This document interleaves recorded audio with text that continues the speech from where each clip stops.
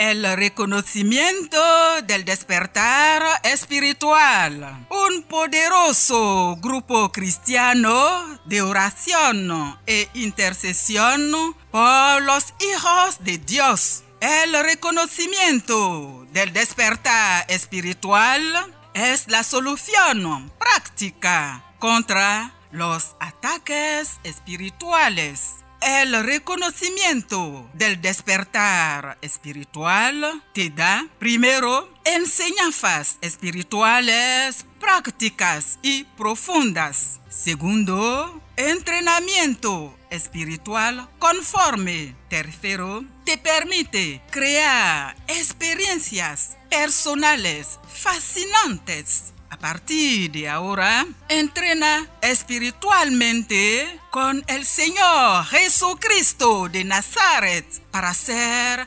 autónomo y resolver fácilmente todos tus problemas. Con el renacimiento del despertar espiritual, conviértete en tu propio guía espiritual, más poderoso e iluminado para tu cuidado total. El renacimiento del despertar espiritual también te enseña las mejores técnicas de combate y liberación espiritual contra cualquier entidad demoníaca para la victoria y el respeto total. El reconocimiento del despertar espiritual es tu nueva clave y con el renacimiento, el reconocimiento del despertar espiritual, nunca volverás a bajar la cabeza. Para participar en el programa, llama a los siguientes números. Primero, 05 06 77 10 o segundo 01 51 61 31 51.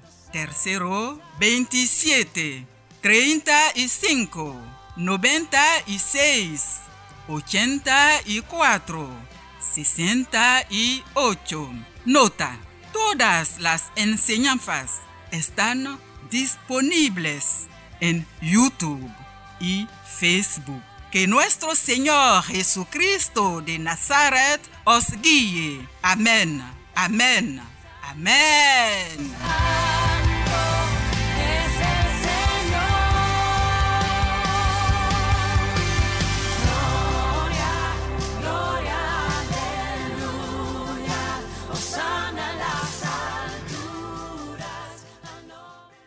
Bien-aimé en notre Seigneur Jésus-Christ de Nazareth, bonjour. Je suis Papa Alphonse de la Renaissance Éveil Spirituel. Pour toutes tes préoccupations, tu peux joindre notre groupe de prière. Nous prierons avec toi. Nous prierons pour toi. Bien-aimé, aujourd'hui c'est samedi 10 septembre 2022. Il est 9 heures. En ce jour, l'Esprit de Dieu me met à cœur de prier avec toi. Bien-aimé en notre Seigneur Jésus-Christ de Nazareth, tu as traversé tellement d'épreuves que tu crois que tu es né pour échouer. Tu as l'impression que tout ce que tu fais échoue. Tu crois que tu es une femme qui porte la poisse et que c'est à cause de toi que les affaires de ton mari ne marchent pas. Tu as l'impression que ta femme est maudite parce que depuis qu'elle est rentrée dans ta vie, plus rien ne va. Aujourd'hui, tu devais aller déposer des demandes d'emploi, mais tu n'es pas parti parce que tu t'es dit à quoi bon. De toute façon, je sais que mon dossier ne sera pas retenu. Tu as plus de 30 ans et tu es encore célibataire. Tu te trouves moche, tu te regardes dans la glace et tu détestes ton corps parce que tout le monde dit que tu as un gros ventre, tes pieds sont petits, ton nez est gros et tout ceci. Tout le monde te dit toujours que tu es bête. On te compare à ton frère ou à ta sœur et on te dit, toi tu ne fais que des bêtises, tu ne peux pas prendre exemple sur ton frère ou sur ta sœur. Finalement, toi-même tu es convaincu que tu ne seras jamais assez belle et bien pour qu'un homme te regarde. Tu te dis que tu ne seras jamais assez intelligent pour qu'on te confie des responsabilités. Tu te dis que tu ne seras jamais assez bon pour réussir dans les maths ou dans tel autre domaine. Tu es toujours en train de dire ça ne sert à rien d'essayer, je sais que ça ne va pas marcher. Tu te dis que ta vie est un gâchis et que rien de bon ne peut sortir de toi. Tu penses même que tu es un raté, que ta vie est ratée. Finalement, tu préfères boire, fumer, te droguer, te prostituer, traîner dans les rues et toutes ces choses. Finalement, tu as envie de quitter ton foyer parce que chaque jour, ton mari te fait croire que quoi que tu fasses, Tu ne seras jamais une bonne épouse. Tu ne seras jamais une bonne mère. Il te fait croire qu'il te rend un énorme service en te gardant chez lui parce que, en dehors de lui, aucun autre homme ne pourra t'accepter et te donner ce que lui, il te donne. Et tu te dis, je suis vilaine. Je ne suis pas allé à l'école. Je ne travaille pas. Malgré tout le mal que cet homme me fait, si je le laisse, qui va me prendre? Bien-aimé en notre Seigneur Jésus-Christ de Nazareth, tu détestes ton corps, tu détestes ta vie. Et finalement, tu commences à détester les autres, à détester tout le monde, parce qu'ils sont jolis et intelligents, et que tout leur réussit. Tu envies ta sœur ou ton amie parce qu'elles sont heureuses dans leur foyer. Tu envies ton frère parce que sa petite amie lui montre qu'elle l'aime. Bien-aimé, si tu traverses cette épreuve, c'est que tu souffres d'une maladie spirituelle grave. Tu as totalement perdu confiance en toi. Bien-aimé, prends ta Bible et ensemble, lisons un texte. C'est le texte du psaume 8. Et je lis le texte. Éternel notre Seigneur, que ton nom est magnifique sur toute la terre. Ta majesté s'élève au-dessus des cieux. Par la bouche des enfants et de ceux qui sont à la mamelle, tu as fondé ta gloire pour confondre tes adversaires, pour imposer silence à l'ennemi et au vindicatif. Quand je contemple les cieux, ouvrage de tes mains, la lune et les étoiles que tu as créées, qu'est-ce que l'homme pour que tu te souviennes de lui, et le Fils de l'homme pour que tu prennes garde à lui? Tu l'as fait de peu inférieur à Dieu, et tu l'as couronné de gloire et de magnificence. Tu lui as donné la domination sur les œuvres de tes mains. Tu as tout mis sous ses pieds, les brebis comme les bœufs et les animaux des champs, les oiseaux du ciel et les poissons de la mer, tout ce qui parcourt les sentiers des mers. Éternel notre Seigneur, que ton nom est magnifique sur toute la terre. Bien-aimé, ce psaume est un psaume qui te permet de retrouver confiance en toi et d'avoir la sérénité. C'est un psaume par lequel tu affirmes ta domination sur toutes choses. Tu as été établi par Dieu lui-même pour gouverner sur toutes choses. Donc, quelle que soit la situation, tu ne dois pas perdre espoir, car tu es le maître établi par Dieu lui-même. Rien ne peut échapper à ton contrôle, et rien ne doit échapper à ton contrôle. C'est un puissant psaume de domination sur ton entourage. Bien-aimé, je viens prier avec toi ce matin, parce que je veux t'apporter le message de notre Seigneur. C'est un message d'amour, un message de soutien, un message pour te galvaniser. Notre Dieu très haut t'aime, et tu es vraiment précieux pour lui. Tu es précieuse pour lui. C'est pour cela qu'il te dit dans Ésaïe chapitre 43, versets 4 à 6, et je lis, que parce que tu as du prix à mes yeux, parce que tu es honoré et que je t'aime, je donne des hommes à ta place et des peuples pour ta vie. Ne crains rien, car je suis avec toi. Je ramènerai de l'Orient ta race, et je te rassemblerai de l'Occident. Je dirai au septentrion, donne, et au midi, ne retiens point. Bien-aimé, Dieu prend l'engagement de t'aider parce qu'il t'aime. Il prend l'engagement de t'aider parce que tu as du prix à ses yeux. Même si toi-même tu ne t'aimes pas, même si les autres ne t'aiment pas, même si ton mari ne t'aime pas, sache que Dieu t'aime et tu as du prix à ses yeux. L'amour de Dieu pour toi est un honneur pour toi et tu dois mériter cet honneur. Il dit que partout où tu iras, il enverra un ange à ta place et s'il le faut, il enverra des myriades d'anges pour protéger ta vie. Maintenant, bien-aimé, dis-toi, je suis dans ce foyer pas parce que mon mari doit m'aimer, mais je suis dans ce foyer parce que Dieu m'aime. Je suis dans ce foyer parce que je suis la plus belle femme devant Dieu. J'aurai ce poste parce que je suis le plus intelligent. Et en plus, un ange de Dieu m'accompagne. Bien-aimé, répète après moi. Je suis précieux devant Dieu. Répète plus fort. Je suis précieux devant Dieu. Bien-aimé, si toi-même tu commences à accepter que tu es précieux devant Dieu, alors tu te trouveras précieux devant les hommes. Alors tu deviendras précieux devant les hommes. Je suis un prodige. Répète, bien-aimé, dis, je suis un prodige, une merveille. Maintenant, bien-aimé, laisse-moi te lire le psaume 139. Il est écrit à partir du verset 13. C'est toi qui as formé mes reins, qui m'as tissé dans le sein de ma mère. Je te loue de ce que je suis une créature si merveilleuse. Tes œuvres sont admirables et mon âme le reconnaît bien. Bien-aimé, répète après moi, je suis fort. Il est écrit dans le livre de Philippiens chapitre 4 verset 12. Je sais vivre dans l'humiliation et je sais vivre dans l'abondance. En tout et partout, j'ai appris à être rassasié et à avoir faim, à être dans l'abondance et à être dans la disette. Je puis tout par celui qui me fortifie. Cependant, vous avez bien fait de prendre part à ma détresse. Bien-aimé, répète encore, je suis sa création. En cela, laisse-moi te lire le texte d'Éphésiens chapitre 2 verset 10. Car nous sommes son ouvrage, ayant été créés en Jésus-Christ pour de bonnes œuvres que Dieu a préparées d'avance afin que nous les pratiquions. Bien-aimé, dis encore, je suis son enfant, je suis l'enfant de Dieu. Dans le texte de 1 Jean chapitre 3, au verset 1, il est écrit, voyez quel amour le Père nous a témoigné pour que nous soyons appelés enfants de Dieu, et nous le sommes. Si le monde ne nous connaît pas, c'est qu'il ne l'a pas connu. Bien-aimés, nous sommes maintenant enfants de Dieu et ce que nous serons n'a pas encore été manifesté, mais nous savons que lorsque cela sera manifesté, nous serons semblables à lui, parce que nous le verrons tel qu'il est. Quiconque a cette espérance en lui se purifie, comme lui-même est pur. Bien-aimé en notre Seigneur Jésus-Christ de Nazareth, voici 6 conseils précieux et utiles pour toi, afin que tu comprennes de quoi il s'agit.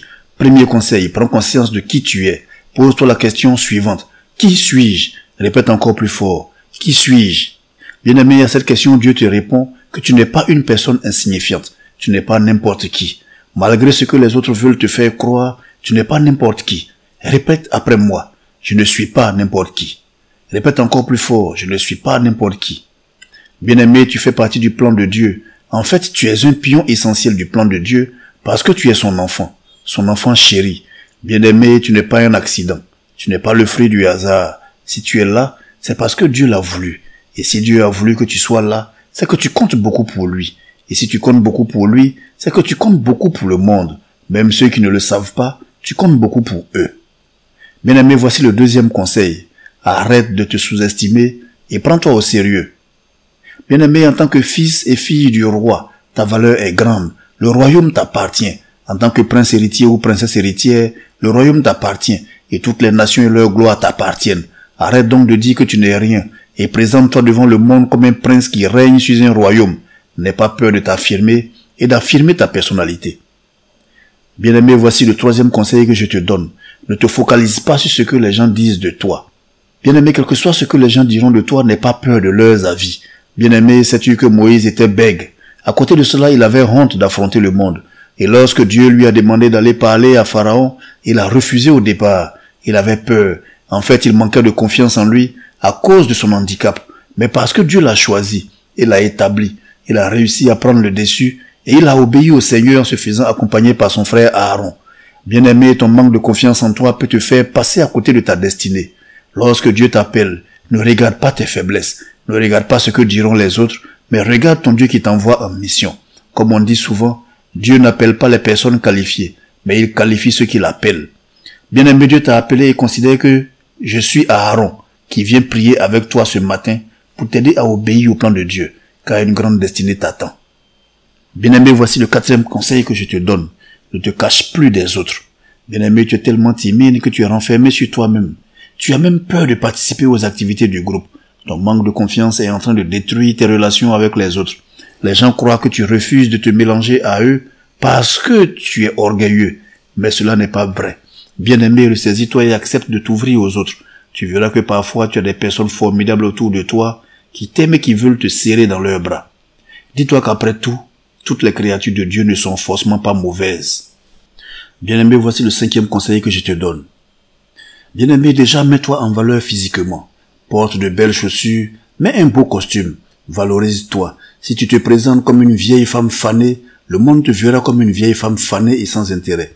Dans ce cas, il va t'arriver ce qui arrive aux vieilles choses fanées et sans intérêt. On va te jeter à la poubelle et t'oublier. Mais attention, ne le fais pas pour attirer le regard des autres. Fais-le pour toi-même. Ensuite, construis-toi une personnalité forte et marque ta présence partout où tu iras. Surtout, ne cherche pas à imiter ou à ressembler aux autres. Sois une personne spéciale. Ainsi, chaque fois que tu seras absent, on remarquera ton absence et on se souviendra de toi. Bien-aimé, voici le sixième conseil que je te donne. Ne te fixe plus de limites. Bien-aimé, tu es capable d'accomplir de grandes choses, car le Dieu qui est en toi accomplit de grandes choses. Il est le Dieu de l'impossible et peut te faire franchir tous les obstacles. Ne te pose plus de barrières, lève-toi et agis maintenant. Dis-toi que tu as un rôle à jouer sur cette terre. Alors ne laisse pas ton manque d'assurance t'empêcher de travailler pour les enfants de Dieu dans le monde. Bien-aimé, tu as perdu confiance parce que tu t'es éloigné de Dieu et tu as pensé que ton salut se trouve avec les hommes. Mais tu t'es trompé, car Dieu dit dans Job chapitre 8 versets 13 à 14. Ainsi arrive-t-il à tous ceux qui oublient Dieu, et l'espérance de l'impie périra. Son assurance est brisée, son soutien est une toile d'araignée. Dans le texte de Jérémie chapitre 17 au verset 4, il est écrit: Tu perdras par ta faute l'héritage que je t'avais donné. Je t'asservirai à ton ennemi dans un pays que tu ne connais pas, car vous avez allumé le feu de ma colère, et il brûlera toujours. Ainsi parle l'Éternel, maudit soit l'homme qui se confie dans l'homme, qui prend la chair pour son appui, et qui détourne son cœur de l'Éternel. Il est comme un misérable dans le désert, et il ne voit point arriver le bonheur. Il habite les lieux brûlés du désert, une terre salée et sans habitants. Bien-aimé, avoir confiance en toi ne veut pas dire que tu dois être arrogant, car Dieu dit dans Proverbes chapitre 16 à partir du verset 17, « Le chemin des hommes droits, c'est d'éviter le mal. Celui qui garde son âme veille sur sa voie. L'arrogance précède la ruine, et l'orgueil précède la chute. Mieux vaut être humble avec les humbles que de partager le butin avec les orgueilleux. » Bien-aimé, garde toujours ta foi en Dieu et n'envie personne. Tu dis que depuis que tu pries, tu n'as toujours pas eu de réponse et cela te désole. Tu es désespéré parce que tu te dis que Dieu aussi t'a abandonné. Mais voilà ce que ton Dieu te dit dans 2 Corinthiens chapitre 12, à partir du verset 8. « 3 fois j'ai prié le Seigneur de l'éloigner de moi, et il m'a dit, « Ma grâce te suffit car ma puissance s'accomplit dans la faiblesse. Je me glorifierai donc bien volontiers de mes faiblesses, afin que la puissance de Christ repose sur moi. C'est pourquoi je me plais dans les faiblesses, dans les outrages, dans les calamités, dans les persécutions, dans les détresses pour Christ. Car quand je suis faible, c'est alors que je suis fort. » Oui, plusieurs fois tu as prié ton Dieu pour éloigner le malheur de toi, mais tu n'as pas eu gain de cause. Tu as prié pour que ta femme ne meure pas, mais elle est morte. Tu as prié pour ne pas échouer à ton examen, mais tu as échoué. Tu as jeûné et prié pour sauver ton foyer, mais finalement ton mari est parti de la maison avec la femme que tu détestais. Aujourd'hui tu te dis, à quoi me servirait-il de prier ou de jeûner? De toute façon, Dieu m'a abandonné au moment où j'avais le plus besoin de lui. Tu as même quitté l'église parce que tu dis que ton pasteur n'a pas été assez efficace avec tout l'argent que tu lui as donné. Aujourd'hui, Dieu m'envoie vers toi pour te porter ce message. Dieu te dit, mon fils, ma fille, ma grâce te suffit, car ma puissance s'accomplit dans la faiblesse. Et Dieu attend ta réponse. Voici la réponse que tu vas donner à Dieu. Lève-toi et répète avec moi. Éternel mon Dieu, j'ai compris ton appel et je me glorifierai donc plus volontiers de mes faiblesses, afin que la puissance de Christ repose sur moi. Merci Seigneur. Dis encore à Dieu, je me plais dans les faiblesses, dans les outrages, dans les calamités, dans les persécutions, dans les détresses pour Christ, car quand je suis faible, c'est alors que je suis fort. Bien-aimé, si tu gardes ton espérance en Dieu, voici ce qu'il te promet. Ensemble, lisons. Jérémie chapitre 17, à partir du verset 7, il est écrit, « Bénis l'homme qui se confie dans l'Éternel, et dont l'Éternel est l'espérance. Il est comme un arbre planté près des eaux, et qui étend ses racines vers le courant. Il n'aperçoit point la chaleur quand elle vient, et son feuillage reste vert. Dans l'année de la sécheresse, il n'a point de crainte, et il ne cesse de porter du fruit. » Maintenant, bien-aimés, prions ensemble. Fermons les yeux et prions. Éternel mon Dieu, je bénis ton nom et je te rends grâce. Je te suis reconnaissant pour toutes choses. Merci de m'avoir créé avec amour. Pendant longtemps, je croyais que j'étais un ver de terre et moins que rien. Mais j'ai compris que je me suis trompé, car tu m'as créé roi, tu m'as créé reine, et j'ai droit au royaume des cieux. J'ai droit à la joie du Fils ou de la fille bien-aimée du Père. Père, je peux tout faire, je peux tout avoir, je peux tout réussir, parce que tu m'as créé de peu inférieur à toi, et tu m'as donné pouvoir de donner un nom à toute chose. Tu m'as donné pouvoir de dominer sur la terre et de la soumettre.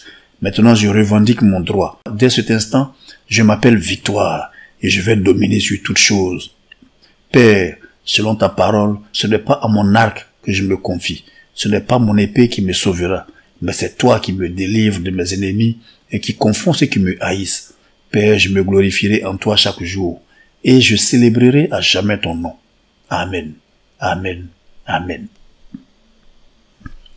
Bien-aimé en notre Seigneur Jésus-Christ de Nazareth, merci d'avoir partagé ces instants de prière avec moi. J'espère pouvoir te retrouver dans 2 semaines en meilleure santé morale, physique et matérielle. D'ici là, porte-toi bien.